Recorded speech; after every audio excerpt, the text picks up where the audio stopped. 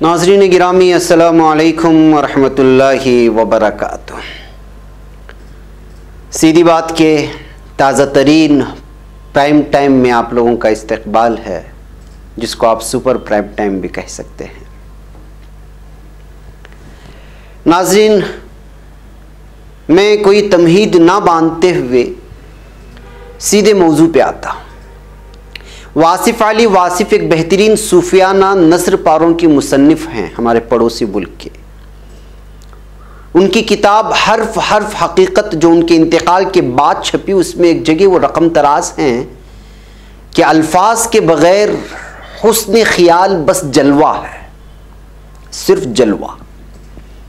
एक गूंगे के खूबसूरत ख्वाब की तरह, और ख्याल बग़ैर अल्फाज के सिर्फ एक डिक्शनरी है, एक ढेर है ऐसी ईंटों का जिन्हें कोई इमारत बनना नसीब नहीं हुआ। दुनिया में असल क़ुव्वत अल्फाज की है। इस कायनात की इब्तिदा एक लफ्ज़ से हुई, एक मुक़द्दस लफ्ज़, एक अम्र, साहिब अम्र का कुन के लफ्ज़ में एक मुकम्मल कायनात, एक मुकम्मल निज़ाम, एक मुकम्मल दास्तां पिनहा थी। एक ऐसा लफ्ज़ था कि जिसकी इताअत में आज तक हर शय अमल पैरा है। ये लफ्ज़ का अजब करिश्मा था कि ना होने से होता गया, ना होने से होना हो गया। अदम से वजूद का सफ़र कुन से शुरू हुआ, और वजूद से अदम तक का भी सफ़र इसी लफ्ज़ की तासीर का ही हिस्सा है। अल्फाज की ताकत कदम कदम पर आया होती है। कौमों को ख्वाब गफलत से बेदार करने के लिए अल्फाज का ताज़ियाना ही काफ़ी है। कौमों मिल्ली शुअरा का कमाल अल्फाज के दम से है। अल्फाज खून में हरकत पैदा करते हैं, गुलामी आज़ादी में बदल जाती है, इंसान के अमल की इस्लाह हो जाती है। किसी माशरे में इस्तेमाल होने वाले अल्फाज का बगौर मुताला करने से उस माशरे का अखलाकी मेयार वाज़े हो जाता है। जी हाँ नाज़रीन, गुफ्तगू की खूबसूरती आपके खूबसूरत अल्फाज के इंतखाब में होता है, और फिर वो इखलास के ज़ेरे साया कतार दर कतार ज़बान से निकलने लगे तो उसका अजब ही नशा होता है। खैर चलिए, मैं आपको आज के उन्वान के सिलसिले में बताऊं कि ये तमहीद जो मैंने इस वक्त बांधी है, दरअसल मैं आपको अल्लाह रब्बुल इज़्ज़त के क़ुव्वत के सिलसिले में बताना चाह रहा था कि लफ्ज़ कुन से कायनात बनी, और अब जिस अय्याम से हम गुजर रहे हैं वो भी उसी कुन का नतीजा है। आइए मैं थोड़े मनाजिर और क़ब्रें आपको सुनाऊं और दिखाऊं, फिर आपको बताऊं कि क़यामत से पहले क़यामत का मंजर क्या होता है। बरोज़ जुमा को एक खबर आई तेलंगाना से। एक शख्स लॉकडाउन के बीच गुर्बत की वजह से अपनी 4 साला बच्ची का गला रौंद कर कत्ल कर दिया। वो शराब ना मिलने की वजह से भी बड़ा परेशान था। इधर कर्नाटक के चिकमंगलुरु से एक 17 साला नौजवान इस वजह से जान खो बैठा कि लॉकडाउन की वजह से वो अस्पताल नहीं जा सकता था। हमने कल के प्राइम टाइम में उसको दिया था। उसकी किडनी या लिवर में मसला हो गया था। मजदूरी के लिए यहां कर्नाटक में आया था। चेन्नई में मुकीम एक डॉक्टर की कोविड-19 से मौत होने की वजह से मकामी लोगों ने तदफीन करने से इनकार कर दिया कब्रिस्तान में। चेन्नई की यह खबर है कि एक 55 साला मुस्लिम खातून जो वायरस से मुतासिर थी, शिफायाब होकर घर पहुंची तो पड़ोसियों ने गाली गलोच की, जलील किया, न जाने क्या क्या कहा। मैं सारी चीज़ें जो सुना रहा हूँ, आप उसकी कूफत, उन अफराद की कूफत, उनकी जहनी परेशानियों को तसव्वुर में लेते हुए चलें कि उनके साथ किस तरह का मामला पेश आ रहा है। 17 साल अगर नौजवान का इंतकाल हुआ है तो उसकी फैमिली की क्या हालात हुए होंगे। खाना ना मिलने की वजह से 4 साला बच्ची का गला रौंद कर कत्ल कर देता है तो सोचिए कि उस बाप की क्या हालत हुई होगी।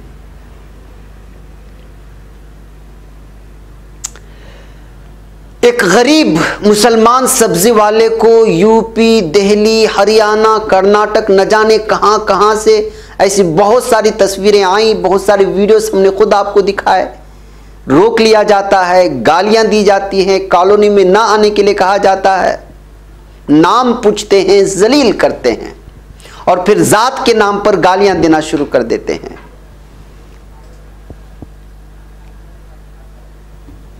मध्य प्रदेश में एक हिंदू की अर्थी को कंधा देने के लिए कोई नहीं आता, पड़ोसी भी नहीं आता, उसकी कौम के लोग भी नहीं आते।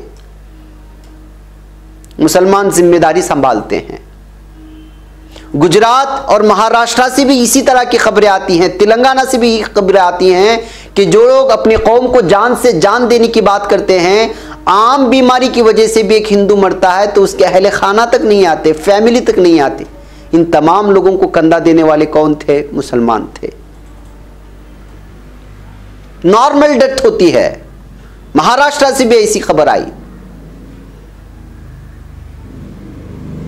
महाराष्ट्र में एक और दर्दनाक खबर आती है शुरू के दिनों में, आपको याद होगा, मैंने उसको प्राइम टाइम में लिया था।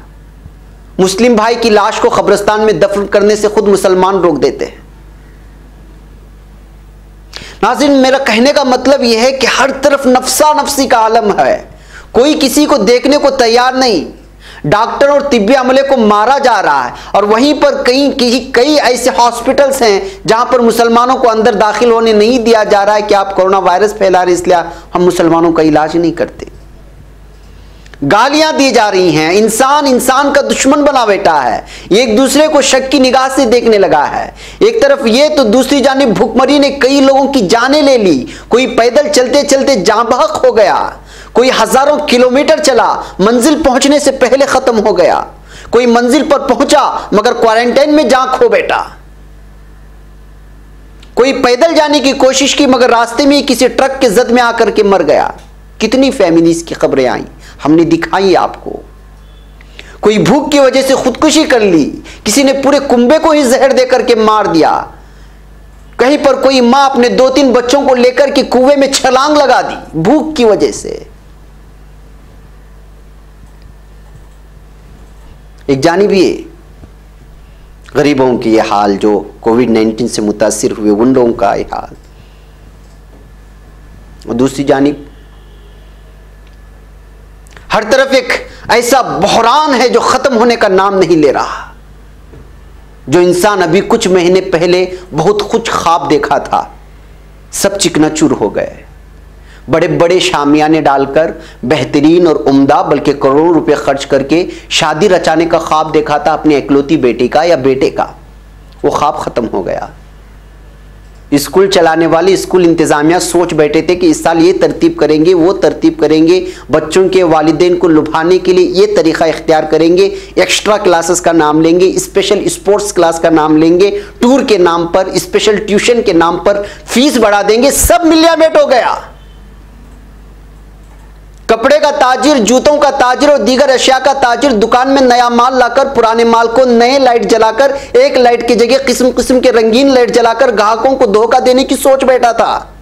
रमजान में सब प्लान बर्बाद हो गया।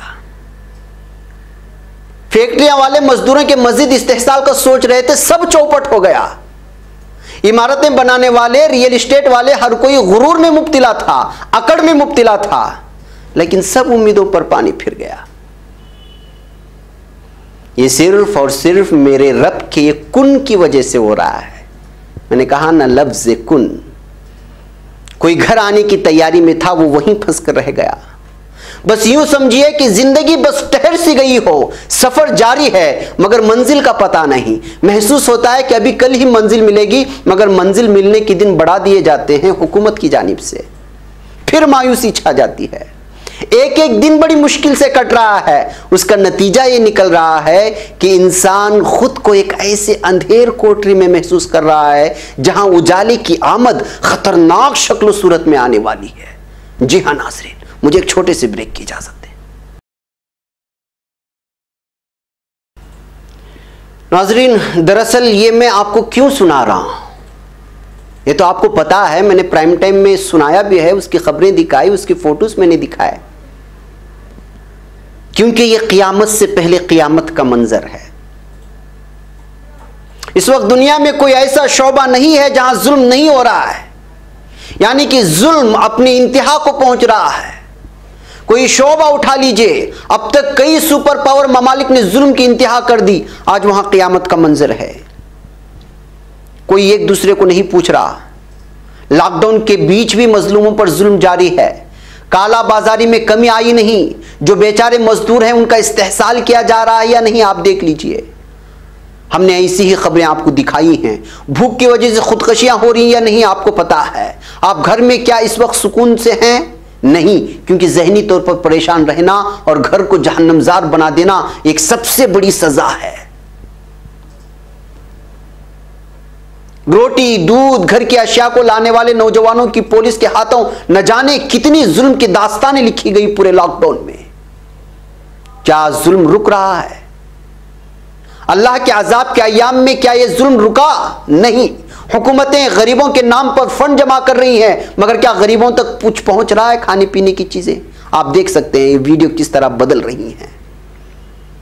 यानी दुनिया भर के हुक्मरान भी जालिम, उसके मातहतीन भी जालिम, अदालत, मुख्तलिफ महकमे, यहां तक कि अस्पतालों ने भी अब जात के नाम पर इलाज करने से मना कर दिया।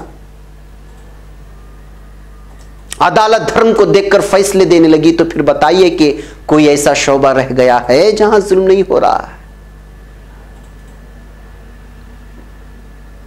जी नहीं। तो फिर इस हदीस को थोड़ा समझने की कोशिश कीजिए। मुस्नद अहमद की रिवायत है कि क़यामत उस वक्त ही आएगी जब फवाहिश व मुनकरात और क़त्अ रहमी और हमसाएगी, बुरी हमसाएगी आम हो जाएगी। आज अपने आंखों से देख लीजिए, फसादात, क़त्अ रहमी, पड़ोसियों के साथ बुरा सलूक, मोहब्बत की जगह बुग़्ज़ और नफरत। एक ही अपार्टमेंट में सालों से रह रहे हैं मगर एक दूसरे को नाम तक पता नहीं है। यहां तक कि करीबी रिश्तेदार को भी मौत की खबर कई दिनों बाद मिल रही है। इल्म उठा लिया जाना। सही बुखारी की रिवायत है कि जब काम नाअहल लोगों के सुपुर्द कर दिए जाएं तो फिर क़यामत का इंतजार करो। चुनांचे जब बरहना पांव, बदन और गडरिए लोगों के लीडर बन जाएं, सोच सकते हैं कि आज हमारे लीडर कौन हैं और किसके हाथों में हुक्मरानी है। आज इमारतों में फख्र करना बस आम सी बात हो गई है। बेहयाई का तो पूछना ही क्या, अब तो नंगापन फैशन हो गया। कपड़े कहीं से भी फाड़ कर पहन लो, फैशन का नाम दो, बस खत्म। तो फिर ऐसे हालात में नाज़रीन एक ही सूरत बाकी रह जाती है, वो है क़यामत का इंतजार। और क़यामत क्या है? अल्लाहु अकबर। अचानक घरों में नजरबंद कर देने का असर क्या हो रहा है आपको पता है ना? गुज़िश्ता 40 दिनों से पूरी दुनिया यही भुगत रही है। अचानक लॉकडाउन हो गया, आप घर में बंद, अचानक आफत आ गई। उस दिन भी वैसा ही होगा। इम्तियाज अली आवान ने लिखा है, सूरज, चांद, सितारे रात दिन इसी तरह काम कर रहे होंगे। बच्चे अपने बिस्तरों से निकलेंगे, माएं चूल्हा गर्म कर रही होंगी, लोग कारोबार जिंदगी में मसरूफ कार होंगे, काश्तकार जमीनों में हल चला रहे होंगे, गंदुम कपास का जो भी मौसम होगा उसका बीज काश्त किया जा रहा होगा। गर्ज एकदम से एक भयानक आवाज आएगी और फिर आफत मच जाएगी। बाजार में कपड़ा फरोश कपड़ा खोले मीटर या गज के साथ नाप रहे होंगे। दूसरा ग्राहक जेब से पैसे निकालकर उसे गिन रहा होगा कि अभी मुझे ग्राहक को देना है, दुकानदार को देना है। वो पैसे गिनकर दुकानदार को देने के लिए हाथ बढ़ाएगा तो एकदम एक और धमाका होगा, दुकानदार के हाथ से कैंची गिर जाएगी, पैसे उड़ जाएंगे। माएं बच्चों को नाश्ता करवा रही होंगी, निवाला हाथ से छूट करके गिर जाएगा, मुंह में जाने के बजाय जमीन पर गिरेगा। बच्चियां जो बस्ते थामे थे स्कूल के, जाने के लिए बिखर कर रह जाएंगे, आंचलें उड़ जाएंगी। माएं नाआशना हो जाएंगी अपने औलाद से। वालिदैन अपने औलाद को पहचानने से इंकार करेंगे। जैसे एक बीमारी ने इंसान को इंसान से, अपनों को अपनों से दूर कर दिया, चाहते हुए भी जनाजे में नहीं शरीक हो रहा है, वैसे ही हर इंसान भागेगा, भाई से भाई, बहन भाई से, बेटा बाप से, खाविन बीवी से, दोस्त दोस्त से, कोई किसी का नहीं होगा। एक बिस्तर में दुख दर्द की बात करने वाली मियां बीवी पहचानने से इंकार कर देंगे आपसे। संगे मरमर, आलिशान कोठियां, माल, जर, जमीन, तलाई जेवरात, करोड़ा करोड़ रुपयों की गाड़ियां, उस दिन बम प्रूफ गाड़ियां भी कुछ काम नहीं आएंगी, सब छोड़कर भाग रहे होंगे। कहां किसी को पता नहीं। शेर धान ना भूल जाएंगे, हाथी चिंगाड़ ना भूल जाएंगे, माएं अपने बच्चों को दूध देना छोड़ देंगी, भेड़िए गरगराना भूल जाएंगे, सांप फकान ना भूल जाएंगे, पोशीदा मखलूक जो नजरों से ओझल थी वो एक साथ बाहर निकलेंगी। नाज़रीन, आखिर उस दिन पता है क्या होगा? जब जुल्म इंतहा को पहुंचेगी तो जमीन कपकपा जाएगी, आसमान थरथरा जाएगा, पहाड़ रेजा रेजा हो जाएंगे, समंदरों में, दरियाओं में, सब जो बड़े बड़े जो समंदर इस वक्त हम देख रहे हैं, सबके अंदर की आग निकल करके सामने आ जाएगी। समंदर उबल पड़ेंगे, जमीन सुकड़ जाएगी, जमीन अपने अंदर के सारे खजाने निकालकर बाहर फेंक देगी। जिस दौलत के लिए इंसान मरा जाता था, आज उसके सामने हर तरह की दौलत पड़ी होगी, मगर वो सिर्फ भाग रहा होगा, सिर्फ भाग रहा होगा। और पहाड़ इस तरह उड़ रहे होंगे जैसे रुई के गाल। अल्लाह के हुक्म से पूरी की पूरी कायनात को मौत दे दी जाएगी, कोई जिंदा नहीं रहेगा। जी हां, कोई भी नहीं। ये एक हुक्म के साथ पूरी इंसानियत खत्म हो जाएगी। न रोने वाला कोई होगा, न दफन करने वाला कोई होगा, न अफसोस करने वाला कोई। बस हर तरफ मौत का ही राज होगा। सब खत्म हो जाएंगे, फरिश्ते भी खत्म हो जाएंगे। आखिर में मलकुल मौत और अर्श को थामे हुए कुछ फरिश्ते रहेंगे। अल्लाह रब्बुल इज्जत पूछेगा मलकुल मौत से, भाई अभी और कौन बाकी है? कहेंगे ये अर्श को थामने वाले फरिश्ते और मैं। कहा मार दो इनको भी, जो अर्श थामने वाले फरिश्ते हैं। एक चीख के साथ वो भी खत्म हो जाएंगे। फिर पूछेगा आप कौन? मलकुल मौत कहेंगे कि नीचे मैं और ऊपर तू।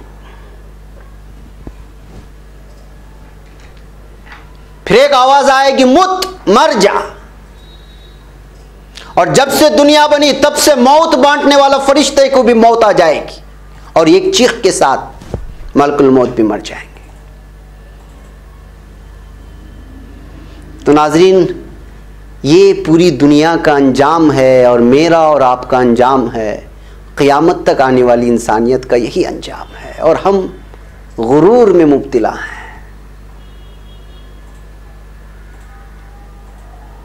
हर तरफ खामोशी हो जाएगी, पूरी दुनिया खत्म हो चुकी होगी, हर तरफ सन्नाटा है, खामोशी छाई हुई है। उस वक्त अल्लाह रब्बुल इज्जत की आवाज आएगी, लिमनिल मुल्कुल यौम, बताओ आज बादशाहत किसकी है? कोई है मेरे मुकाबिल तो आओ। जिंदगी भर जिसको शरीक ठहराते रहे हो उसको लाओ सामने, एक दफा, दूसरी दफा, मगर कहां से आएगी आवाज? फिर पूछा जाएगा, है कोई जालिम जो येड़ी मार कर जमीन पर चलते थे, अकड़ करके चलते थे? कोई नहीं होगा। जी हां, आज बादशाही सिर्फ और सिर्फ मेरे और इस पूरी कायनात के मालिक अल्लाह रब्बुल इज्जत की है। लिल्लाहिल वाहिदिल क़हार, लिल्लाहिल वाहिदिल क़हार। नाज़रीन, ये पूरी दुनिया की हकीकत, ये सब की हकीकत है। जो आज फिरौन बने बैठे हैं उनकी भी यही हकीकत है, जो सुपर पावर कहलाते हैं उनकी भी यही हकीकत है।